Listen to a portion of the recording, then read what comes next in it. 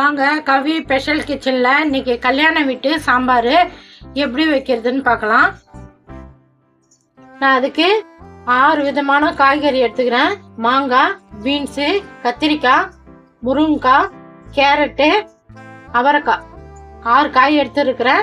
நீங்கள் எத்தனை காய் வேணாலும் சேர்த்துக்கலாம் சாம்பாருக்கு.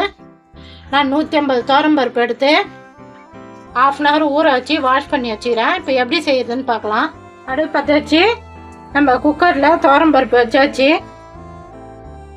பருப்பு முழுகிற அளவுக்கு தண்ணி ஊற்றிக்கலாம்.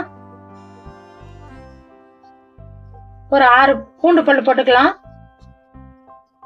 மஞ்சள் பொடி ஒரு 1/2 டீஸ்பூன் போட்டுக்கலாம். பருப்பு நல்லா பூ மாதிரி வேகிறதுக்காக நம்ம ஒரு 1/2 டீஸ்பூனு சமையல் எண்ணெய் ஊற்றிக்கலாம். மூடி போட்டு நம்ம மூடிடலாம். வெயிட் போட்டுடலாம். 3 விசில் வரட்டும், பருப்பு வேகட்டும். அதுக்குள்ளே நம்ம காய் கட் பண்ணிக்கலாம். நம்ம கல்யாண வீட்டு சாம்பார் செய்யறதுக்கு பருப்பு குக்கரில் வச்சுட்டு போனோம். 3 விசில் வந்துடுச்சு, வெயிட் இறங்கிடுச்சு. இப்போ எப்படி இதுன்னு பார்த்துடலாம்.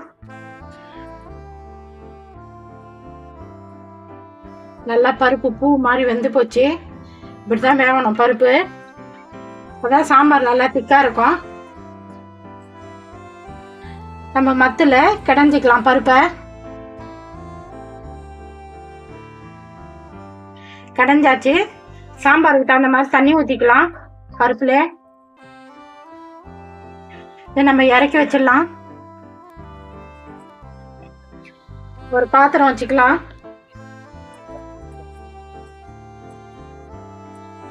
இப்போ கடைஞ்சி வச்ச பருப்பு இதில் ஊற்றிக்கலாம். பருப்பு கடைஞ்சி சாம்பாருக்கு தகுந்த மாதிரி தண்ணி திட்டமாக ஊற்றியாச்சு. நம்ம தக்காளி பழம் 100 கிராம் தக்காளி பழம் கட் பண்ணி போட்டுக்கலாம்.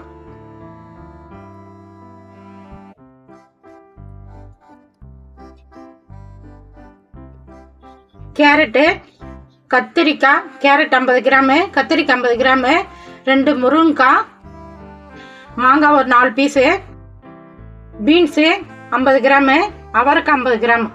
நான் மொத்தம் 6 காய் போடுறேன். நீங்கள் எத்தனை காய் வேணாலும் போட்டுக்கலாம் சாம்பாருக்கு, கல்யாண வீட்டு சாம்பாருக்கு. இப்போ நம்ம காய் எல்லாத்தையும் போட்டுக்கலாம்.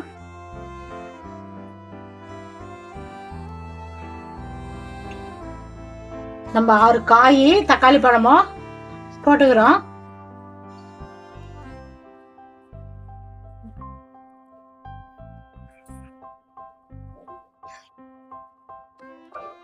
இந்த சாம்பாருக்கு தகுந்த மாதிரி உப்பு போட்டுடலாம். நான் கல் உப்பு போடுறேன். காஷ்மீர் மிளகாய் பொடி ஒரு டீஸ்பூன் போட்டுக்கலாம். இது வந்து காரம் வைக்காது, கலருக்கு தான் இது. நல்லா மிக்ஸ் பண்ணி விட்டுக்கலாம்.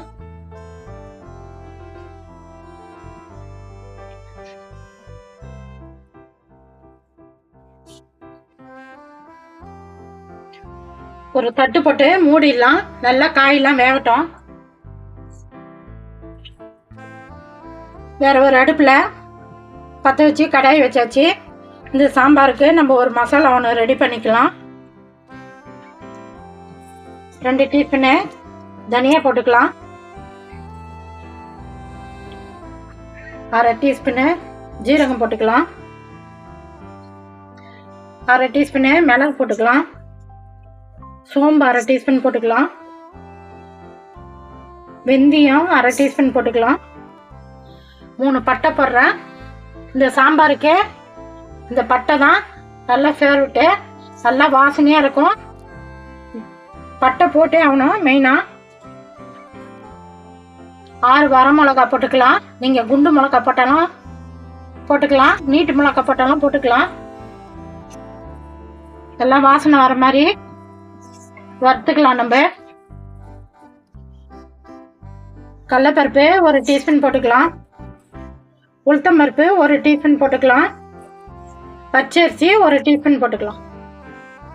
இது எல்லாமே வந்து குழம்பு திக்க கொடுக்கறதுக்கு நல்லா வாசனையாக இருக்கிறது தான். கல்யாண வீட்டு லஞ்சு சாம்பாருக்கு மசாலா அரைச்சி சாம்பார் வச்சா நல்லா சூப்பராக டேஸ்ட்டாக இருக்கும்.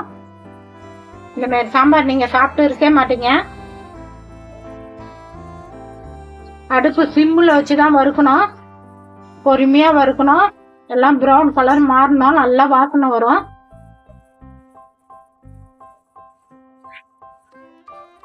நல்லா வறுபட்டுச்சு. நல்லா அந்த தனியாலாம் நல்லா வாசனை வருது. மிளகு ஜீரகம்லாம். இந்த டைமில் ஒரு கைப்பிடி கருவேப்பிலை போட்டுக்கலாம்.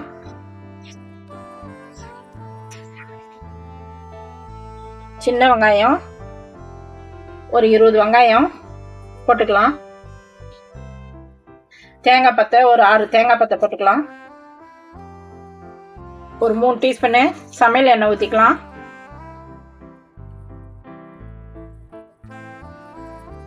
நம்ம முன்னாடியே எண்ணெய் ஊற்றி வதக்கினா சீக்கிரமாக வறுபட்டுடும் தனியாலாம்.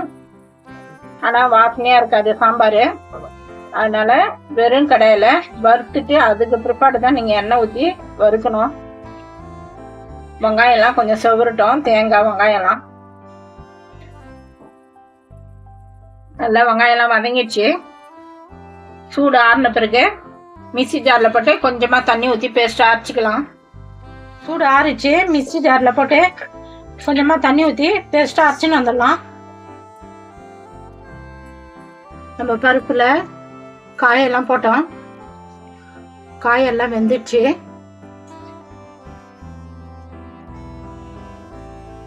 முருங்கைக்காய் வெந்துடுச்சு.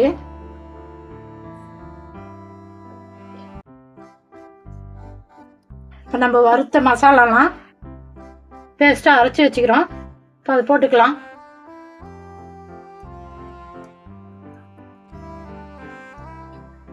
ஒரு லெமன் சைஸுக்கு புளி எடுத்து கரைச்சி வச்சுக்கிறேன். நம்ம புளி தண்ணி ஊற்றிக்கலாம்.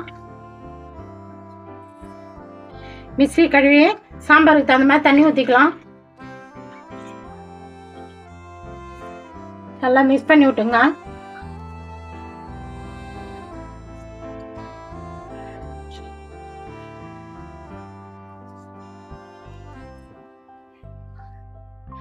சாம்பார் பவுடர் ஒரு 1.5 டீஸ்பூன் போட்டுக்கலாம்.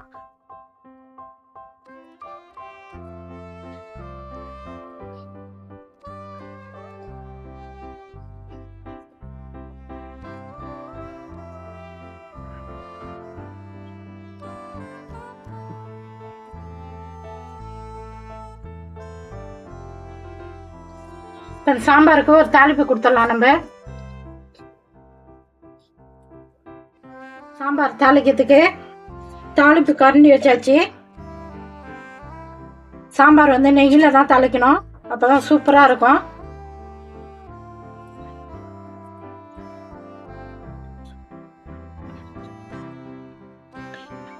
அரை டீஸ்பூனு கடுகு போட்டுக்கலாம். வெந்தயம் ஒரு 1/4 டீஸ்பூன் போட்டுக்கலாம்.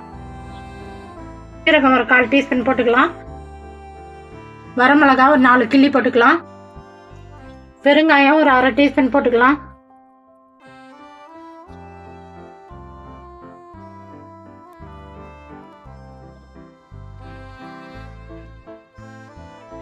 கடுகு பொரிஞ்சிட்ட பிறகு சின்ன வெங்காயம் ஒரு 10 வெங்காயம் கட் பண்ணி வச்சுக்கிறேன், போட்டுக்கலாம்.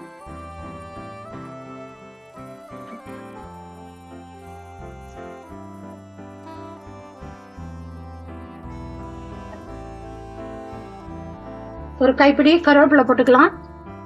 கருவேப்பிலை நீங்க எந்த அளவுக்கு சாம்பார்ல போறீங்களா நல்லா வாசனையா இருக்கும்.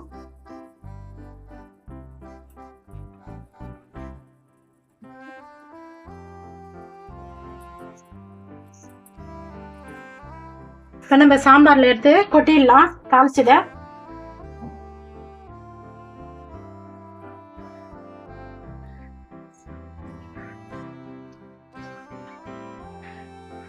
ஒரு கைப்பிடி கொத்தமல்லி தழை போட்டுக்கலாம். கொத்தமல்லி தழை போட்டு ஒரு 5 நிமிஷம் நல்லா கொதிக்க விட்டு இறக்கலாம். நம்ம கல்யாணம் விட்டு லஞ்சு சாம்பார் ரெடி ஆகி போச்சு. இப்போ நம்ம இறக்கலாம். நம்ம கல்யாணம் விட்டு லஞ்சு சாம்பார் ரெடி பண்ணோம், ரெடி ஆகி போச்சு. நான் அதுக்கு ஒயிட் சாதம் ரெடி பண்ணிக்கிறேன். உருளைக்கிழங்கு பொரியல், மாங்காய் ஊறுகாய், ரசம். இப்போ நம்ம ஊற்றி சாப்பிட்டு பார்த்துடலாம்.